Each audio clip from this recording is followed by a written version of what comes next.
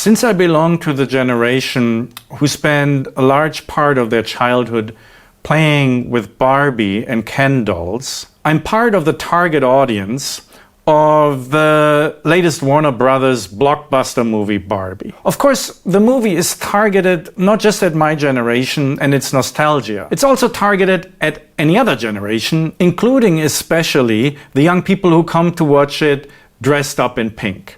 And I will talk about them more at the end of this video. The movie has been promoted heavily all over the globe this summer and received massive attention. It's been a huge success for Warner Brothers. According to Wikipedia, the budget was between $128 and $145 million, but it already made about $500 million at the box office. Central to the promotion efforts of the movie are, of course, ratings and reviews, especially in mainstream and social media. So I decided to do one as well today. After all, profile curation always goes both ways.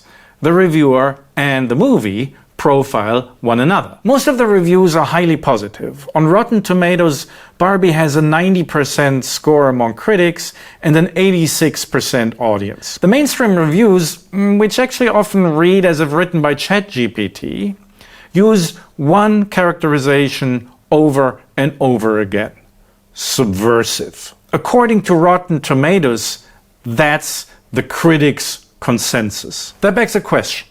How does today's culture industry manage to produce a blockbuster movie that is consensually acclaimed as subversive, while at the same time making sure it's as mainstream as possible? The answer is, of course, because in times of woke, the appearance of subversion, or better, the simulation of subversion, is key to success, especially in the media and in marketing. By the way, don't miss our upcoming video on Baudrillard in the Media Theory series on this channel. It's gonna come out soon and it's going to be spectacular. Barbie's simulation of subversion happens on 4 levels. First, humor. Second, ideology, or more precisely, feminism. Third, capitalism. And fourth, identity. First, humor. Many reviewers praise, in ChatGPT style, the movie's subversive humor, or say it's subversively funny. Since the genre of Barbie is comedy, it's of course supposed to be funny. But is it? I'd say it's about as funny as your average American beer commercial. It makes standard jokes, for instance showing exaggerated gender stereotypes. Man mansplaining, for instance, or women liking pink. They're all mildly funny. But the movie's main forms of mainly funny humor are countless ironic references to other movies and satirical takes on other media genres, like music videos or commercials. This is standard postmodernist mass media humor, heavily relying on self-referential jokes of the culture industry, which are never really offensive. By getting those funny references right, viewers, and especially reviewers, can prove to themselves and to others that they are insiders of the media industry. This humor is not subversive, it's industrial. Second, ideology. Ideologically, the movie is feminist, the most mainstream and least controversial of the progressive ideologies today. A perfect choice to signal some degree of wokeness while remaining family-friendly. But what kind of feminism do we get in Barbie? It's summed up by the about 12-year-old kid named Sasha, who girlsplains to Barbie that she, Barbie, set the feminist movement back 50 years and that she's been making women feel bad about themselves since she was invented. It was probably intended to be funny to have a young kid express such a subversive insight. But it actually isn't really funny. In fact, it's simply realistic. What Sasha says is exactly the kind of truism that kids today learn in Western schools and media. The movie's feminism is no more subversive than mainstream neoliberal ideology today. Women need to be empowered to make careers and earn money. And then it's okay for them to have fun by ironically dressing in pink and watching a Barbie movie. I mean, that's of course fine, and even mildly funny. But it's not subversive. Third, capitalism. Another main theme of Barbie is the subversion of capitalism. The movie satirically exposes the patriarchal and profiteering evils of Mattel, the corporation that marketed Barbie. But the movie is produced by Mattel, and this is very openly acknowledged. It's a kind of self-ironic self-criticism of capitalism, a kind of postmodernist counterpart to the punitive self-criticisms under communist regime. It's a shrewd public exercise in political rehabilitation. The obvious purpose of this self-criticism is to update the Barbie brand once more and to realign it with current political and cultural trends. This marketing ploy is so obvious that even most of the reviewers pick up on it. The typical reaction of reviewers goes like this one from The Guardian. Critic, the director, is having a laugh at her own expense, conceding that all her subversions will be happily permitted so long as they agree with the profit margins. But if all the movie's subversions of capitalism are happily permitted by capitalism, then they're also not subversions at the same time.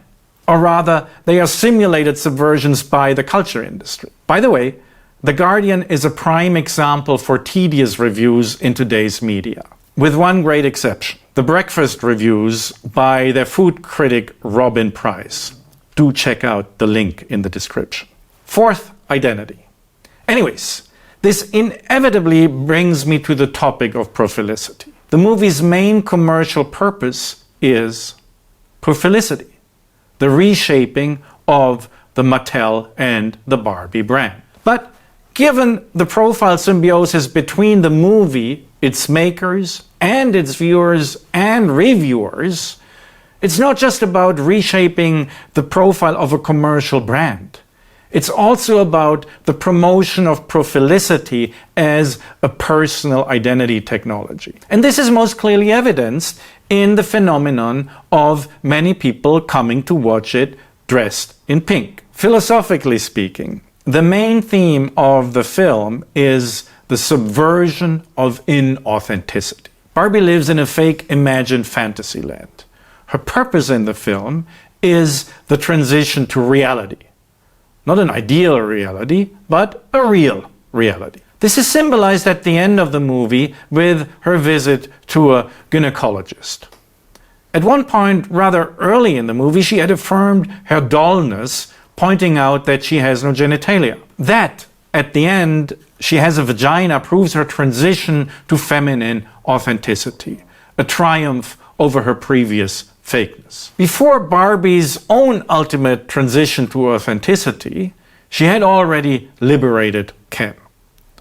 Ken, too, had only existed in the hyper-gendered world of Barbieland as a toy male. His whole existence was a never-ending, mildly funny display of gender stereotypes. And he had been continuously obsessed with impressing Barbie to become her partner and to sleep with her. Toward the end of the movie, however, Barbie tells Ken that he has to find out who he is without her. Maybe all the things that you thought made you aren't really you, she tells him. This brings Ken to the authentic epiphany: Ken is me. Not just the one Ken played by Ryan Gosling, but all the other minor Kens in the movie now realize that Ken is me. This is the moment of their authentic awakening, the birth of their individuality and originality. The main philosophical theme of the movie is precisely this: the transition from what I call sincerity to authenticity, from role-based, in this case gender role-based identity as stereotypical male or stereotypical female Ken or Barbie, to authentic or individual identity as the unique human being Ken or Barbie. Most Hollywood movies, even comedies, have cheesy endings, and Barbie is no exception. My colleague Dimitra Amarantidou summed up the movie as cringy authenticity. That's spot on. The main motive of Barbie especially at the end, is a cheesy and unfunny celebration of the standard master narrative of the Western individual, the struggle of becoming mature and authentic. And the movie suggests even our American corporations like Mattel dedicate themselves to this struggle. Neoliberal life and culture is about subverting inauthenticity. In fact, of course, Barbie does not subvert inauthenticity. She only simulates the subversion of inauthenticity. After all, Barbie, the movie, is not exactly a manifestation of the authentic world. While the movie's plot is about the transition from inauthenticity to authenticity, from an imagined to real world, the movie itself is, of course, not authentic. It's a meticulously staged product of the culture industry. Instead of being actually subversive, Barbie is a great Profilicity Fest, where everyone can participate in the great simulation of subversion by watching it in pink or by commenting on it in the media.